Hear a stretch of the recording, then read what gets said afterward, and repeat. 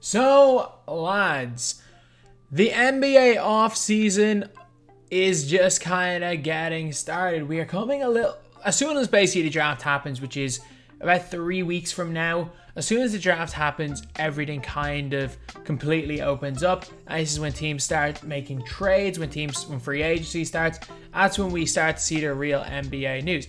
However, in this video, we're going to be reacting to a lot of rumors. Looking at this Bleacher Report article, buying or selling the latest NBA offseason rumors, and then also giving my 2 cents on them. And there's one actually here that I think could have one of the biggest impacts on a team that a lot of people have kind of stopped talking about, even though they made a conference finals. Hint, it's probably in the thumbnail. But does Detroit have a trademark for Blake Griffin? Hell no.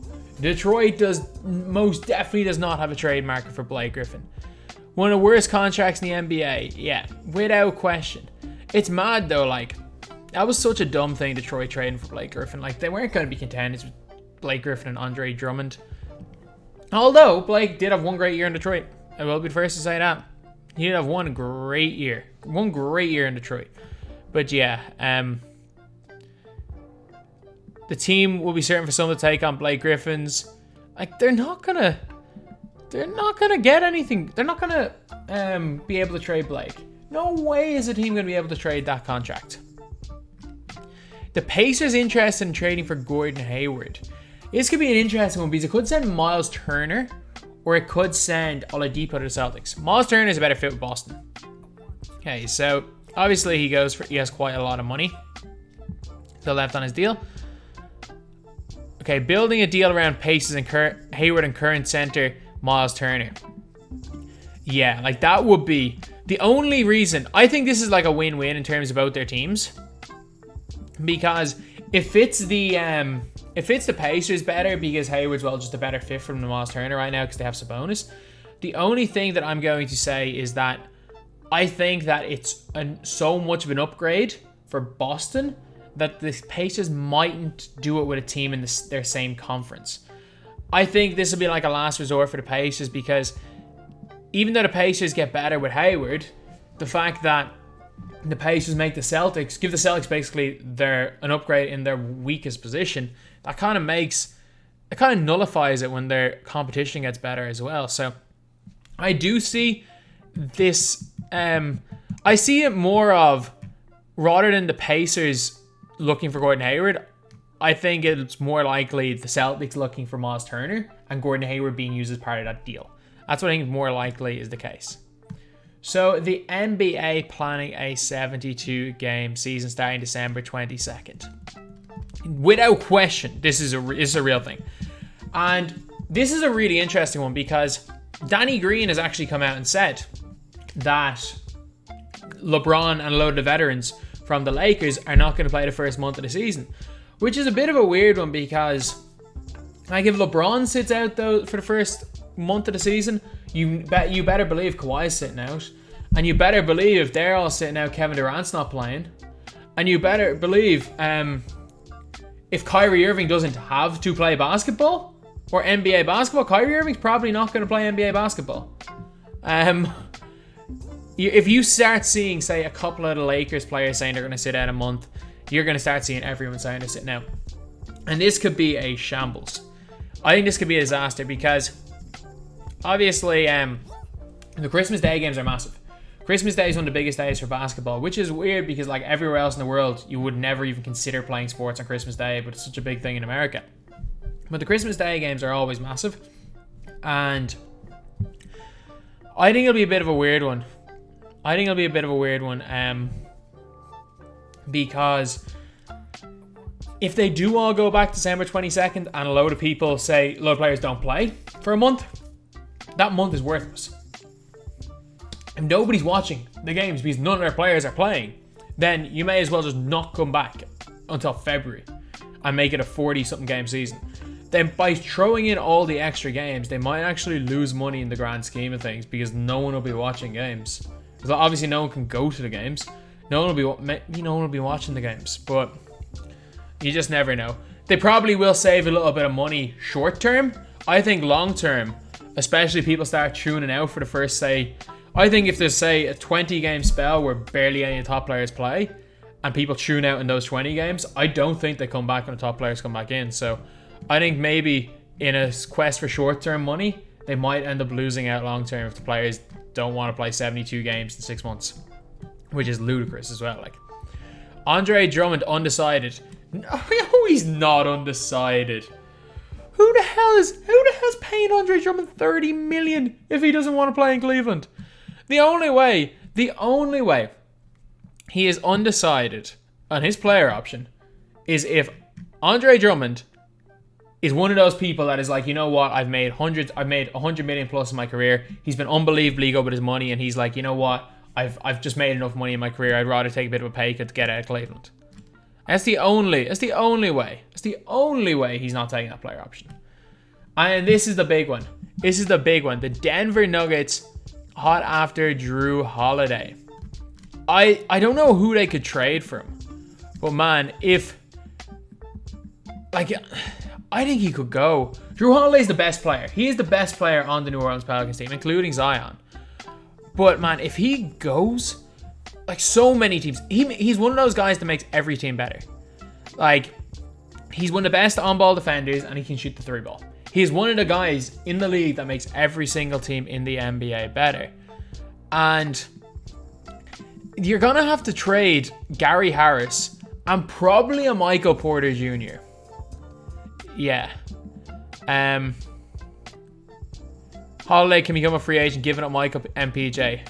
I mean, if they can find a way to get Harris... Harris, Monty Morris, and Bol. That would be interesting. I don't know how I feel about giving up Michael Porter Jr. Because Michael Porter Jr. may have... And I'm not going to say he has low basketball IQ, because he doesn't. Because his ability to score the ball is ridiculous. When he has the ball in his hand, he knows how to score. And that is an IQ in itself. Like, a lot of people are like, oh, a guy who can score 35 a game, oh, they've got low basketball IQ. Like, being able to score is an IQ in itself. But MPJ, I mean, I might do it. If the Nuggets were not as young as they are right now, and they weren't probably going to lose one of Millsap and Jeremy Grant, if they weren't going to lose one of those guys, and they were older, I would make this trade. But because they're young, I wouldn't make the trade. I think it could be a big one. I think if they do go and try to find a way to get Jrue Holiday, if it is only giving up, say, Bol, Harris, and a pick, like, make it like that. Make it in a heartbeat, because it makes them more contenders than they already are. Like, they're still borderline contenders. Like, they're young. They're only going to get better. But I think giving up Michael Porter Jr., like, I am as low on Michael Porter Jr. as a person can be, but I still think he has the potential to, on any given playoff game, drop 20 points. Yeah, he's definitely looks like a fish out of water when he doesn't have the ball in his hands. His positioning on defense rivals that of Kyle Kuzma for the worst I've ever seen. But he is one of the most talented scorers we've seen in a long time. So this is a weird one with Jrue Holiday, because it's a risk that a young team like Denver don't have to make. If they can get him for very little risk, as in, if, say, for example, the Pelicans happen to be like infatuated with Bol, maybe they think they can make Bol, because, say, Zion, they might think can guard some centers, and they might think Bol with Zion, pairing them two guys up could be really good. If they could get, like, if they could find a way to maybe put in, say, Bol, a pick, Gary Harris, obviously, because he have to for contracts, and just one of their good bench pieces they've got, because Denver have a lot of good bench pieces, then I could see this being a trade that Denver would make and probably should make. Because, man, Denver Nuggets with Jrue Holiday will be scary. They will be scary. Like, you've got Jamal Murray, you've got Jrue Holiday for defense. You've got MPJ probably coming off the bench. There's no more Millsap. likely to be no more Millsap. But you never know. Like, there's rumors of Millsap basically taking an almost minimum, like a vet's minimum contract to try ring chase with Golden State. But you know what? Maybe if they can get a Jrue Holiday, you might be able to entice Millsap to come back for almost nothing. And you've got Jokic, who's still one of the best players in the league and only getting better year after year. So it's a very, very interesting one. So anyway, yeah, of all these right here, Drummond's definitely not undecided.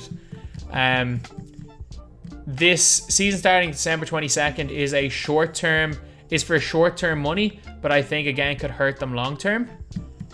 You've got Pacers interested in trading for Hayward. I think it's a win-win. I think it's a trade that makes both teams better, but I don't know if the Pacers make that trade because they're making a rival get better. No way is anyone trading for Blake Griffin. Although, like, if Blake Griffin somehow is healthy next year, like, Blake Griffin in his last healthy year was an all-star and all-NBA third-team player. Like, it's a bad contract. But man, if Blake Griffin stays healthy for 2 years, he's not necessarily worth that, but he will still be the Pistons' best player, and they're still going to be a bubble 8 seed. They might scrape into playoffs. And yeah, so anyway, that is pretty much it. A very, very interesting rumor there for Jrue Holiday to Denver. And honestly, that could completely change the Western Conference.